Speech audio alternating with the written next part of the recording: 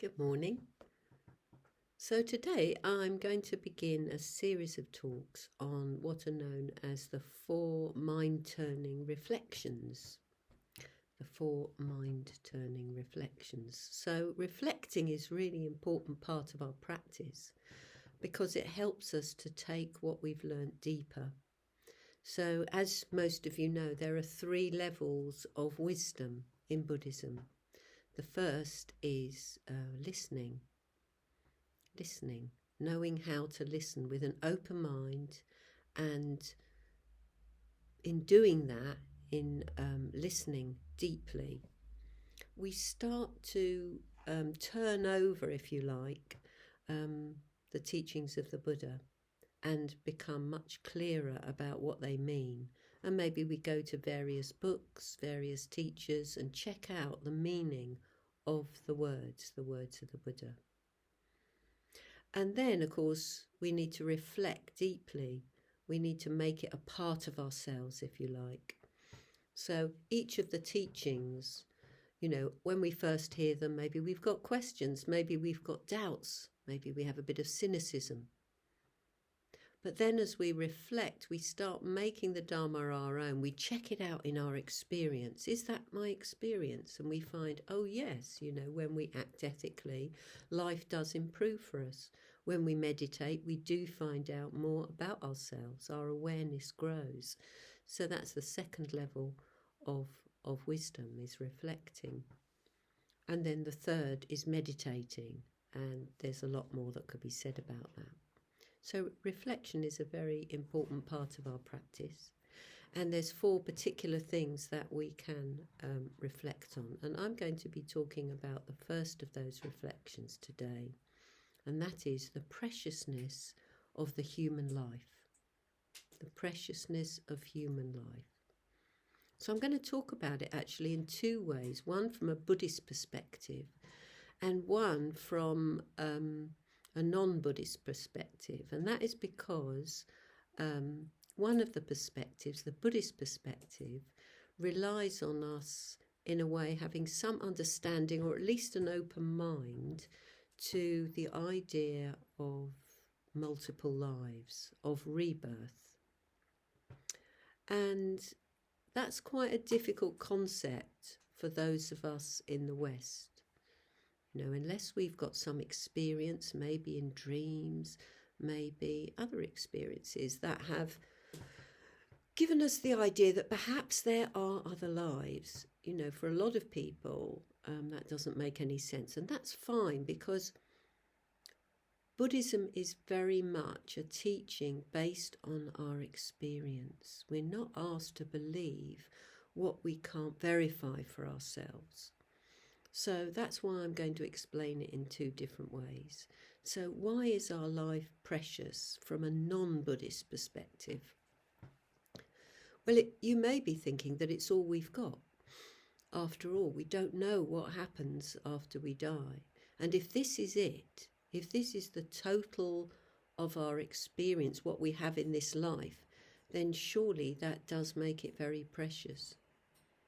So, if we're at odds with somebody, if we've had arguments, if we're not in a very good place with somebody, then if we say goodbye and leave it at that, if we turn our back, as it were, and we don't make up our differences, then that's what we're stuck with. And when it comes to dying, it's often said that those that die see their whole life flashing back to them. Well, if that's so, we don't want to have any negativity hanging about. We don't want to have anything hanging over. We want to have resolved what we can in our lives. So in that way, it can teach us, if we really think our life is precious, if we really see the brevity of it, then we won't want to leave this life in an unpleasant way. We'll want to, you could put it, we want a clear conscience. And a clear conscience is a very lovely thing to have in terms of when we meditate. We want to have that clear conscience. And also, if we value our life, the preciousness of human life, look at all the enjoyment we can have. Look at how we can enjoy nature, how we can enjoy loving relationships, how we can enjoy learning and practicing our creative side in all sorts of ways. So this human life is precious, very precious. So to now move towards Buddhism, I'd like to talk a little bit about the 6 realms.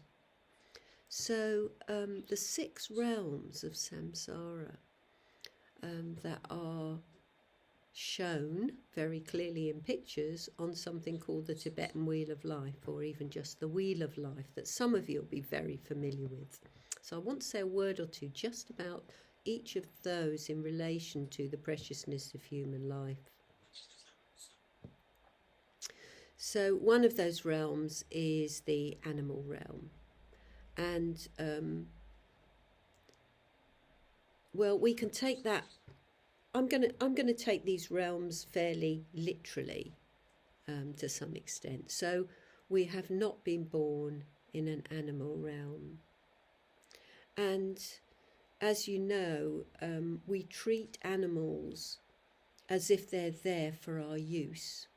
You know, often they're treated as beasts of burden, and certainly a lot of animals are killed so that we can eat them, unless of course we're vegetarian or vegan. Fortunately, a lot of pets are very loved and very looked after. And we are coming, I think, as a world to understand more about the capacity that a lot of animals have. But nevertheless, they are treated on the whole pretty badly. And also their lives are spent in protecting themselves. They spend their lives with a lot of fear of other animals, of being eaten, of being trapped, and so on. So it's not a happy realm to be an animal on the whole. And but you know, in Buddhism it does say that also we do sometimes inhabit an animal realm in terms of our instincts. You know, if we don't aspire to anything and we just blob in front of the telly or overeat or get addicted to sex, for example, all those ways are ways that we kind of indulge in the animal realm, you could say, and we don't aspire to fulfill ourselves as human beings. And so that's one of the realms. Then you've got the hungry ghost realm, where nothing satisfies. We're always wanting more, never feeling fed, if you like. And that is once again a realm that we can see literally in terms of, well, if we live in that realm completely, or if we were reborn in that realm, it's a very desolate realm, because we can never ever be satisfied. And the image that we have on the Wheel of Life are of these poor beings that have swollen bellies and tiny mouths the size of a pinprick, so they can never eat what they need or drink what they need. And although that's not how it is in our world we can certainly get caught up with never being satisfied, always thinking the grass is greener somewhere else. So another realm is the hell realms. And well, you could say that we're living in a pretty hellish realm at the moment, where so many people are dying and so many people are suffering from the consequences of those deaths, not just those that die, but all the people around them, and people working in hospitals that have never ever witnessed so much suffering in their lives before, and as a consequence are probably going to have a lot of difficulties after this is over, after the COVID. We've all had vaccinations and so on. There's going to be a lot of the hospital staff that don't know how to cope with that. They have seen too much of that hell realm. And then there's the human realm that we are fortunate to inhabit, but we don't necessarily make the most of that human realm. And I think we know that. That's why a lot of us come to Buddhism, because we see that actually there's got to be more in life than the mundane life that maybe we live a lot of the time. Yes, we have to work. Yes, we have to live our life and find ways to sustain ourselves in various ways. But there's more to it than that. And that's what the Buddha was encouraging us to look at. That we too can become Buddhas. We can become enlightened. So there are two more realms, and that is, I'll go very briefly. So one is the God realm. Now you would think that we all want to be in a God realm. But the truth is that the God realm is so easy, so laid back, so enjoying everything, that it will never look to aspire. And according to Buddhism, whatever world we inhabit, we won't stay there because of what I was talking about yesterday, impermanence. Everything is impermanent, even the God realm. And the gods, it is said, know that at the back of their minds, however fantastic this life is, their life is, they aren't going to be able to stay there. What a pity. So it's not a realm that actually we should want to particularly be in. And then there's the warring gods realm, the Ajara realm, and they are jealous of the gods and what they have. And it's the realm of competition. It's the realm, especially in our lives, of politicians, of businessmen who don't care how they gain power, as long as they gain power, as long as they keep power.